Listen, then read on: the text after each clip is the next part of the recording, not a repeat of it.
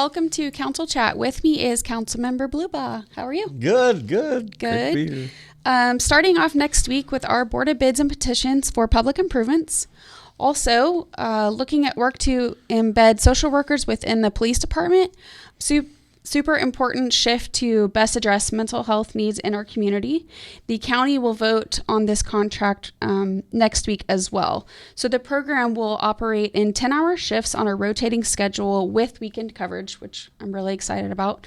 The behavioral health workers will assist WPD in emergency response to critical incidents involving emotional and behavioral crisis and connect individuals to case management infrastructure of calm care. That's good. We definitely need that. Yes. So we're also going to be looking at issuing IRBs for the YMCA. One of them is going to be in my district, the South YMCA. And, we utilize that South YMCA a lot because we don't have the rec centers like the rest of the city does. Mm-hmm. And these improvements are great. I appreciate everything the YMCA has done to invest in Southwest Wichita. They're also doing some more fields at Northwest Wichita. Mm-hmm. At their Northwest Center, they said it is actually one of the top 10 in the United States for YMCAs. They said there's almost 1 million people a year that come through there. And in the past, they've used the ball fields over at Mays High School, mm-hmm. and they did that for about 10 years. And now Mays High School says, hey, we need our fields. Mm-hmm. So they're going to go through there and replicate the same layout there at their facility. So I'm glad to hear that. Awesome. We're also going to be discussing 2023's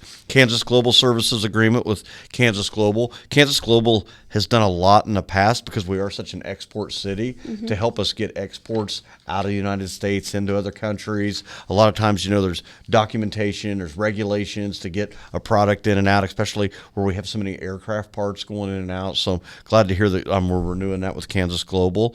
And then also we're going to revisit our sidewalk maintenance program, the adopted 2023 to 2032 capital improvement program. It includes $1 million in 23 for sidewalk maintenance program, which it is the most cost offset by direct payments form or special assessment to the adjacent property owners. So a lot of times we have questions about that as to who's taking care of the sidewalk. So hopefully we can address those issues through the program. And we'll probably have some discussion at the bench about that so that the public understands where we're going with that. And of course, the public's always welcome to come to the meeting and provide their feedback for us as well on that. Yep. And if that doesn't work, emails. Yep. Fine too.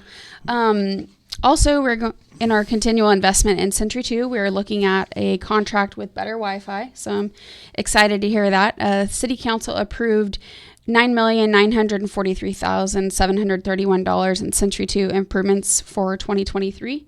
These improvements were funded with $6.5 million in the American Rescue Plan Act, so also known as ARPA. Funds and $3,443,731 in the transient guest tax funding. One budgeted component of the approved CIP amounts was the modernization and improvement of Wi-Fi systems. And we're finally looking at amending our drinking establishment licensing. So I've been working on that, so I'm excited to get that wrapped up so that some of the businesses can benefit. So what are you doing this weekend? Well, I'm excited about Riverfest. I hope to see everybody out at the Sundown Parade tonight. They had the Admiral's breakfast this morning, and a lot of fun activities. I know the kids have been hitting me up about Sunday is Sam's birthday. My son, he's going to be 11, and I guess there's going to be a YouTuber or something downtown Sunday. I'm not really familiar with all that, but they're telling me all about it, so that they're all excited about that.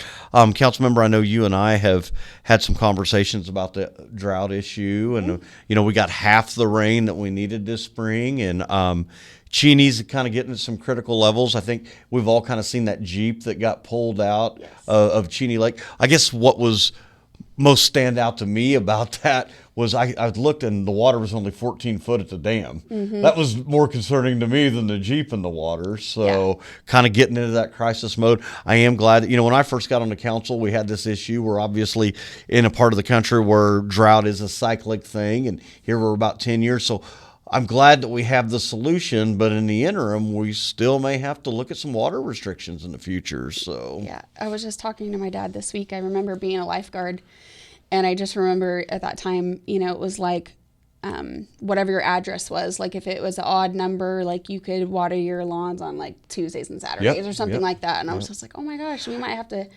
people should be already considering something like that. And I know, like, I have a private well. I remember back then people would have to put a sign in their front yard that said private well because their neighbors would be turning them on because they weren't watering on the appropriate day. Yeah, it's kind of wild. So, do we have a surprise question this week? Yeah, we do. Wild animal. Which wild animal would you most want as a pet? Oh, I thought maybe we got an option.